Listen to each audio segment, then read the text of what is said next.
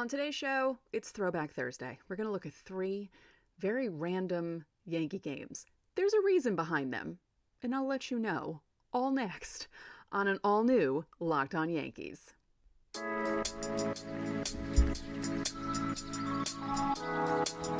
You are Locked On Yankees, your daily New York Yankees podcast. Part of the Locked On Podcast Network, your team every day.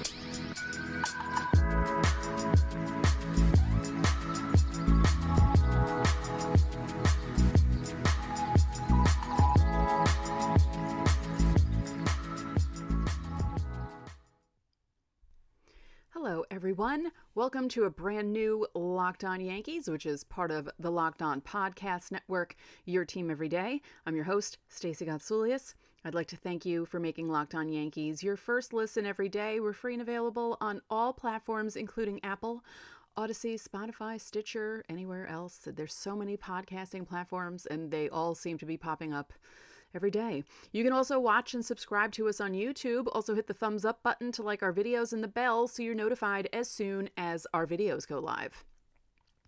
Before we get into the throwback. Flashback would be Friday, throwback is Thursday. I have to mention, because I'm kind of excited about this, my fellow Locked On hosts were showing off where they rank on the Chartable charts. For podcasts, you can look at the Apple charts, Spotify, there's other things to do too, but I think some of it you have to pay for or at least sign up for, and I wasn't doing that. Locked On Yankees is in the top 10 of baseball podcasts in Greece, but it's only number 9, which is a slightly disappointing because if you're watching on YouTube and if you listen, you know that my name is Greek. I'm half Greek. Stacey Gatsoulias. And out of the top 10 podcasts in Greece, baseball, I'm the only Greek host. So I don't know if I have to get in touch with my relatives out there in Achaia to listen to my show, but I think I should be ranked higher than 9th, but still, I'm in the top 10. That's pretty cool. So thank you to all the Greeks who listen to Locked On Yankees. Also a belated Kala Kristuyana. Hope you had a healthy Christmas, a nice Christmas. You got all the gifts you needed and wanted. So, I planned this episode for 2 weeks ago. And there's a reason behind 2 of the games. There's a reason for each. Each game has a reason why I'm talking about them. Now, the first one is a random game from May of 2000. And I believe the reason that I was looking at this game was because it was one of those old classic Yankee Baltimore games that was really wacky. And there were a bunch of not high scoring innings. Neither team scored 8 runs, but there was an inning in which the Orioles scored 4, an inning in which the Yankees scored 4, and we're going to talk about that in a second. So this game is from May 5th, 2000. It's a Friday night game. The Yankees at this point in 2000 were 19-8. The Orioles were 15-13. So it's a 7:05 start, 42,244. At Yankee Stadium 2. And let's go through the lineups and all that good stuff because I love doing that. Plus, for you guys, if you're younger, this might bring back some good memories. If you're older, it might bring back some good memories also because there are a lot of familiar names and it's fun to look at this stuff. So for the Orioles, Brady Anderson, Delino DeShields, B.J. Surhoff, Albert Bell, Harold Baines, Cal Ripken Jr., Jeff Conine, Charles Johnson, Mike Bordick. That takes you back, doesn't it? It takes me back. Scott Erickson started for the Orioles. Now, the Orioles ended up having 4 other guys come in. It was that kind of game. For the Yankees, Ricky Leday, Derek Jeter, Paul O'Neill, Bernie Williams, Tino Martinez, Jorge Posada, Shane Spencer, Scott Brocious, Wilson Delgado, playing second that day. And El Duque started the game. Now, the Yankees didn't have as many pitchers as the Orioles, but still 4 in total. We'll get to that in a moment. And umpires, Jerry Crawford behind the plate, Mike DeMuro at first, Brian Gorman at second, Mike Everett at third. The start time weather, 83 degrees. And now that I'm thinking about it, I actually think I remember that day because it was really hot. And I think I remember what I was wearing to work that day. That's weird. Okay, so I swear sometimes I can't remember why I walked into the bathroom, and other times I remember what I was wearing on a random day in the year 2000. So the top of the first was a 1-2-3 inning for El Duque.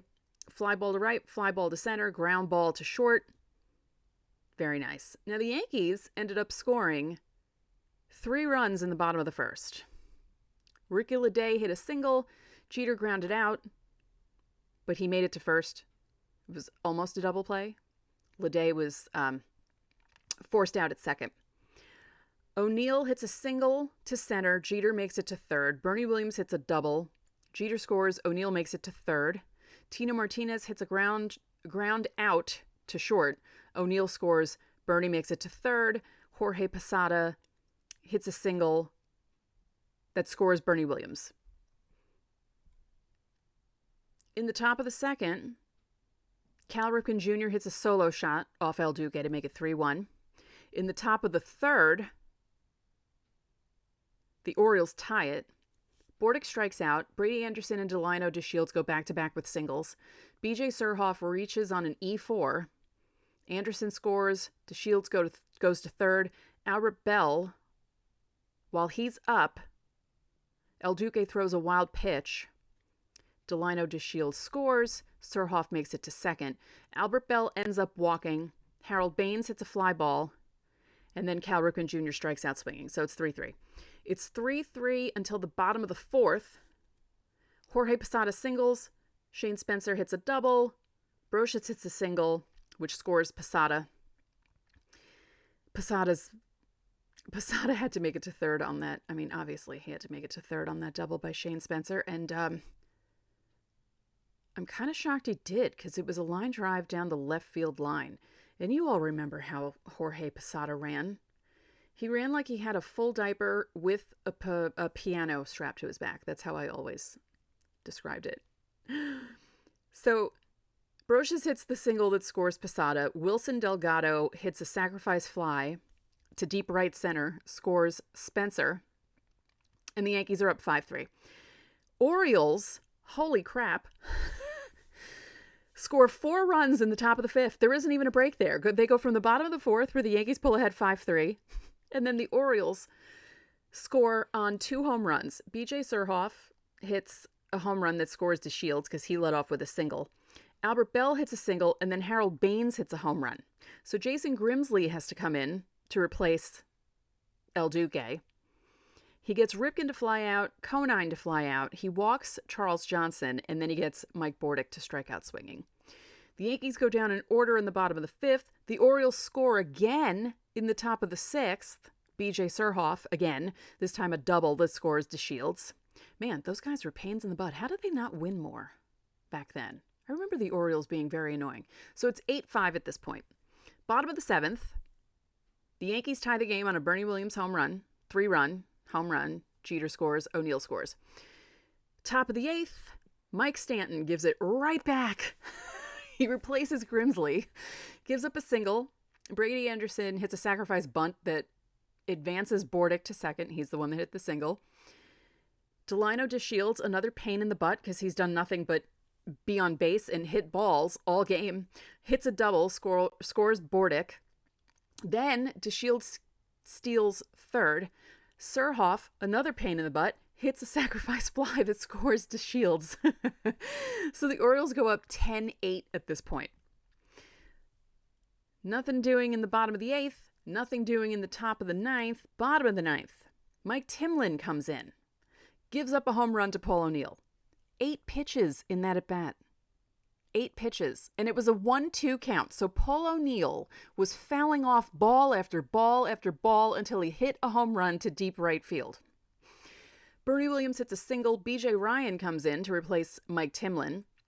Tino Martinez walks. Clay Bellinger pinch runs for Tino because, like Posada, Tino also ran like he had a full diaper and a piano strapped to his back. And then Jorge Posada, the other one that runs like that, hit a home run. A 3-run home run. And the Yankees win. No. Wait. Yes, that's right. Because the other run scored. That's right. Because I was like, wait a minute. It's not a grand slam? Not a grand slam because O'Neill hit the home run to make it 10-9? Yeah. And then Yankees won 12-10. That is some crazy stuff. Yankees and Orioles played really crazy games in the mid to late 90s and into the early 2000s. Look up some of those games. There's a very famous one from 96, I want to say, that the Yankees won in Baltimore. I think Tino hit a grand slam in that game. It was crazy. So, yeah. It's funny to look back at games like that. Talk about the guys who were playing. Think of just the guys on the opposing team that you forget about. And then you're like, oh, right, he was on. Because when I think of Jeff Conine, I think of the Marlins. You know? Now, B.J. Surhoff, I think of the Orioles. Obviously, Cal Ripken Jr., I think of the Orioles. But, you know, there are some guys where it's like, oh, right, he played for that team? Okay, yeah. Mm-hmm. So in a moment, we're going to talk about one of my favorite games of all time. Although my favorite moment from that game didn't happen till the end of the game, but we'll discuss that in a moment. But first, BetOnline.net is your number one source for sports betting info, stats, news, and analysis. Get the latest odds and trends for every professional and amateur league out there, from football to basketball to soccer and esports. We've got it all at BetOnline. And if you love sports podcasts, you can find those at BetOnline as well. You know, if you like soccer, basketball, football, we're always the fastest and easiest way to get your betting fix. Now, I hope the Knicks the other night against the Mavericks. How is that possible? In the last 20 seasons, teams have been down by 9 with 35 or fewer seconds left. And it was something like they were 0 for 13,000 and 8. Wait, what was it? 0 for 13,884 in the last 20 seasons. And then, of course, the Knicks come along. They've lost 4 in a row. I wouldn't bet on them right now. Just saying. But head to the website today or use your mobile device to learn more. Bet online, where the game starts. Thank you for making Locked On Yankees your first listen. For your next listen, check out the Locked On Sports Today podcast. The biggest stories of the day, plus instant reactions, big game recaps, and the take of the day. Available on the Odyssey app, YouTube, or wherever you get your podcasts. Really, did anyone else feel that Knicks loss coming the other? I just felt it. I was like, ugh. Like, it's bad when you don't feel comfortable with a team having a 9-point lead with that few amount of seconds left, but whew, that was bad. So, okay, let's get into it. Let's fast forward to the year 2006. This time, the game took place in Detroit, May 31st, 2006. The starting pitcher for the Yankees, Mike Mussina. That should give you a clue as to what happened in this game. So let's go through the lineups. Yankees first, because they're the road team. Melky Cabrera, Miguel Cairo, Jason Giambi, Alex Rodriguez, Jorge Posada, Robinson Cano, Bernie Williams, Andy Phillips, Terrence Long, and as I said, Moose starting. For the Tigers, Curtis Granderson, Placido Polanco, wow, that's a blast from the past, Ivan Rodriguez, Maglio Ordonez, Carlos Guillen, Craig Monroe, Chris Shelton, Marcus Timms, wow, Brandon Inge, and your starter, Nate Robertson. Those names are bringing back some memories. Now, in this game, there weren't as many pitchers, and as I said when I started the segment, going from the date and the starter, you should know why I am talking about this game. Umpires: Ted Barrett at home plate, Laz Diaz at first, Rick Reed at second, Tim Sheeta at third. The attendance was only 23,747. Start time weather, 74 degrees. That's not bad. Why is it that few people?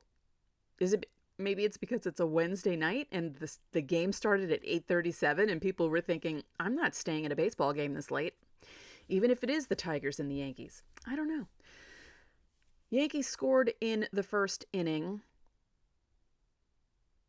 and Nate Robertson got Cabrera and Cairo out. Cabrera hit a ground ball. Cairo struck out swinging, but then Giambi, A-Rod, and Posada went back to back to back with singles. Giambi scored. And then Cano grounded out to end the inning. Moose set down the Tigers in order in the first and in the second. Robertson walked Andy Phillips in the second, but that's all that happened. The Yankees went down in order in the top of the third. Moose gave up 2 singles in the bottom of the third, but nothing happened there. Robertson set down the Yankees in order in the fourth. Moose set down the Tigers also in the fourth in order. In the top of the fifth, Andy Phillips led off with a single. Terrence Long walked. Melky Cabrera hit a fly ball to right that advanced Phillips to third. Now Cairo hit a pop fly to short right. Second baseman caught it. No one went anywhere. Jason Giambi was hit by a pitch. Long made it to second. And then A-Rod hit a single that scored Andy Phillips. Long made it to third. Giambi made it to second. And then Posada hit a fly ball to end the inning. Moose sets down the Tigers in order in the fifth. Robertson sets down the Yankees in order in the sixth. Moose got himself into and out of trouble a couple of times in this game. In the bottom of the sixth, Brandon Inge and Curtis Granderson went back-to-back with singles. Placido Polanco hit a bunt ground out. The force out was at third. Granderson made it to second. Polanco made it to first. And then Pudge hit into a ground ball double play. So Moose was able to get himself out of there. Still 2-0 Yankees. Robertson sets down the Yankees in order in the seventh. Moose does the same in his half of the seventh. And then the top of the eighth, the Yankees score. Jason Giambi hits a ground rule double. A-Rod hits a triple. Obviously, that's going to score Giambi. Posada grounds out. Cano hits a fielder's choice to first. That scores A-Rod. It's 4-0. Moose sets down the Tigers in the bottom of the eighth. 1-2-3. Top of the ninth, the Yankees score 2 more runs to make it 6-0. Miguel Cairo hits a single that scores Melky Cabrera, and then Giambi hits a double that scores Cairo. And then the bottom of the ninth comes. Curtis Granderson lines out to short. Placido Polanco reaches on an E5. Ivan Rodriguez lines out to second. Maglio Ordonez hits a single that scores Polanco to make it 6-1. And Joe Torre comes out of the dugout. Or no, I don't even think he made it out of the dugout. He didn't even make it out of the dugout. He was about to come out of the dugout, and Moose said, "No, stay there." It's like, it's 6-1, Joe. Why would you even think about taking this man out of the game? Don't waste the bullpen. It's not like he's going to give up another 5 runs, not with the way he's been pitching all night. I remember watching that live and just laughing because, what are you doing? So then Moose ends up getting Carlos Guillen to strike out swinging, and the Yankees win 6-1. My favorite part of Moose yelling at Torre, get back in there, was Ron Guidry's reaction. He was the pitching coach in 2006, and he just started laughing in the dugout. It's still one of my favorite moments. And I have that, I have the GIF, however you say it, on my computer, on my phone. It's one of my favorite Yankee moments in the last 20 years, and it's just so Mike Mussina. And so that was May 31st, 2006. But honestly, what was Torre doing? Why would you even think about taking this man out? And let me see. I don't even think his pitch count was that high. I mean, it's not like Mike Mussina was throwing like 100 miles an hour. All right. He ended up with 101 pitches, but at the point that Torrey wanted to take him out, because he gave up that single on it was the first pitch of the at-bat. So he finished with 101, and the at-bat to Guillen lasted 7. So he was at 94 pitches. I mean, it's Moose. It's not like he throws hard. So, yeah, that's May 31st, 2006. Now, this next one that we're going to do in segment 3 is really random, and I'm going to tell you why in a moment. But first, you're hanging out with some friends and putting back a few drinks. A few becomes a few too many. As the evening comes to an end and people start to head out, you think of calling for a ride. Nah, you live nearby. You can make it home okay. It's not a big deal. What are the odds you'll get pulled over anyway? And even so, what's the worst that could happen? Your insurance goes up, you lose your license, you lose your job, you total your car, you kill someone. Everyone knows about the risks of driving drunk. The results are tragic and often deadly. However, that doesn't stop everyone from getting behind the wheel while under the influence. That's why police officers are out there right now looking for impaired drivers on our roads to save lives. So if you think you're okay to drive after a few drinks, think again. Play it safe and plan ahead to get a ride. It only takes one mistake to change your life or someone else's forever. Drive sober or get pulled over. Okay, now this game is extremely random because a couple weeks ago, I was watching TV and it was one of those days, I don't know if anyone else experiences this.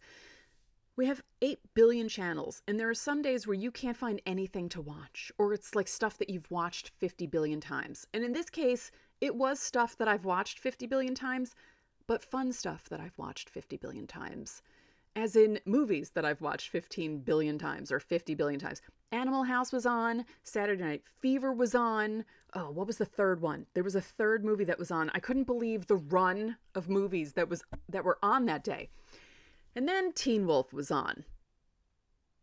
Now, if you grew up in the 80s, you have an appreciation for this movie. It's really not the best movie in the world, but, there are some funny moments in it, and I thought it would be cool to look at a game, or a Yankee game, from the day that Teen Wolf was released, August 23rd, 1985. 3 days before my 11th birthday, by the way. Now, I never saw Teen Wolf in the theater.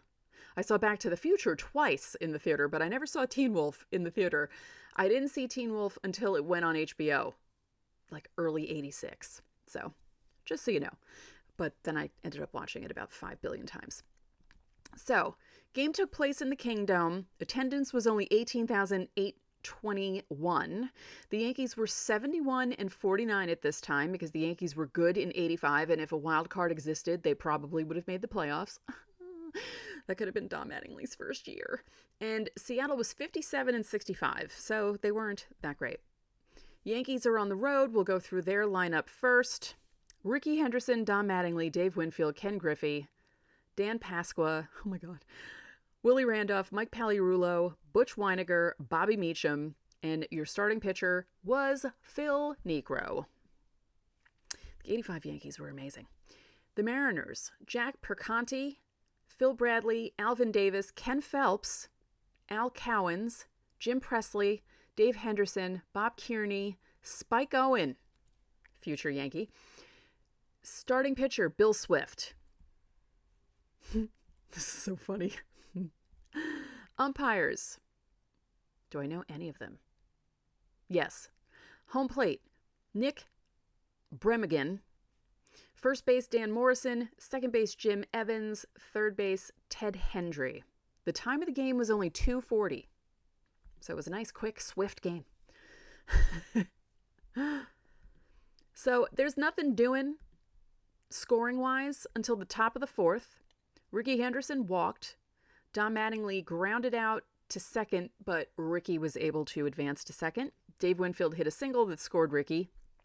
Bottom of the fourth, Spike Owen ties the game on a single that scores Jim Presley.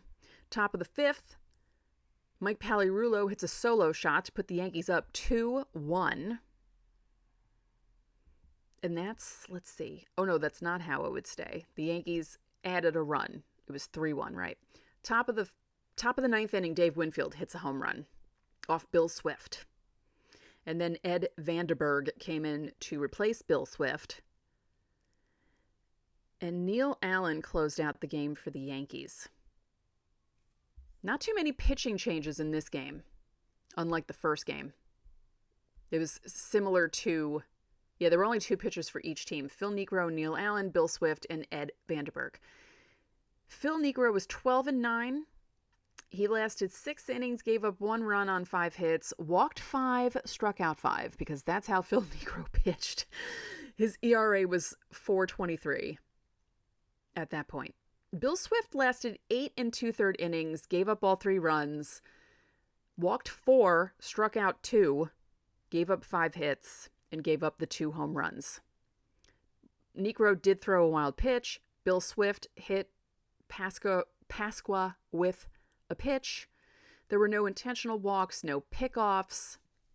It's funny, it says the field condition and weather is unknown. It's the Kingdome. It was very warm in the Kingdome, very warm and comfortable. They didn't need to know about the weather because it was a dome. So the Yankees won on the day that Teen Wolf was released.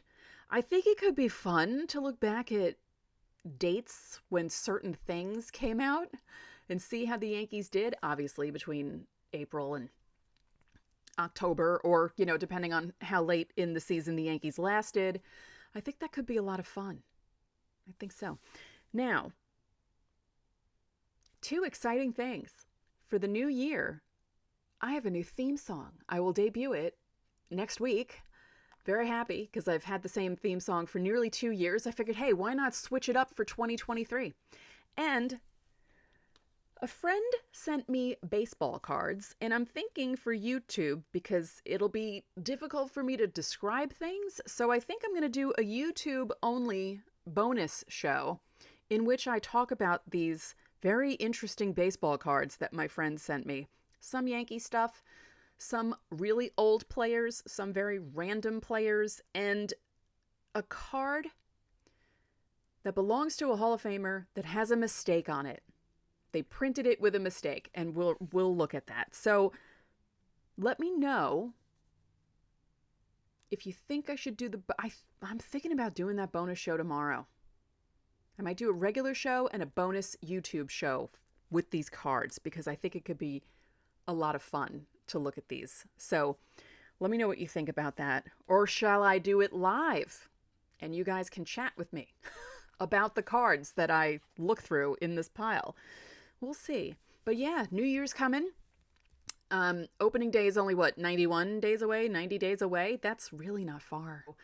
Yay, we're getting closer and closer. And, hopefully the Yankees aren't done with making moves. I don't think they are. You never know. Something might happen right before spring training. Something might happen during spring training. We'll see. So yeah, 2023 is right around the corner. Big things are coming. Should be exciting. But for now, that's it for this episode of Locked On Yankees, which is part of the Locked On Podcast Network, your team every day. Remember, you can listen to us on every podcasting platform available. I said that very strange. I don't know why. You can watch and subscribe to us on YouTube. Again, hit the thumbs up button and comment on YouTube.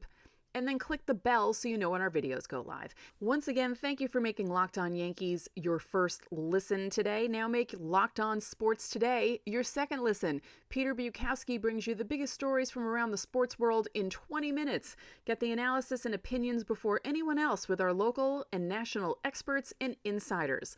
The Locked On Sports Today podcast, available on YouTube or wherever you get your podcasts. So thank you for listening. Thank you for watching. Enjoy your Thursday, and I will talk to you all tomorrow.